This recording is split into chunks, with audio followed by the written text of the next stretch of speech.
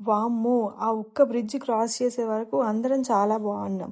ఆ బ్రిడ్జ్ తర్వాత సీనరీ కన్నా గ్రౌండే ఎక్కువ చూసామనుకోండి. అసలేం జరిగిందంటే వీకెండ్ ఫ్రెండ్ బర్త్‌డే అని ఫుల్ జోష్‌లో ట్రెక్కింగ్‌కి వెళ్ళాం. అందరం ఫుల్ ఎనర్జీతో మంచిగా ఫోటోస్ దిగుకుంటూ, మాట్లాడుకుంటూ సరదాగా ట్రెక్కింగ్ స్టార్ట్ చేసేసాం. సగం దూరం వరకు అంతా బానే ఉంది. కానీ మధ్యలో ఒక బ్రిడ్జ్ క్రాస్ అవ్వాలి. సో బ్రిడ్జ్ మీద నుండి at a time only 3 members మాత్రమే క్రాస్ చేయాలి అని ఉంది.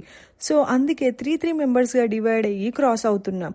ఫస్ట్ 3 మెంబర్స్ అయితే బానే క్రాస్ చేశారు. మేము క్రాస్ చేస్తుంటే సడన్ గా అక్కడ పక్కన తాళ్లా ఒకటి వేలాడుతుంది. ఏంటబ్బా అదని చూసేసరికి పాము. వామ్మో! ఇంకా లేట్ చేయకుండా అక్కడి నుంచి ఫస్ట్ వెనక్కి వచ్చేసాము.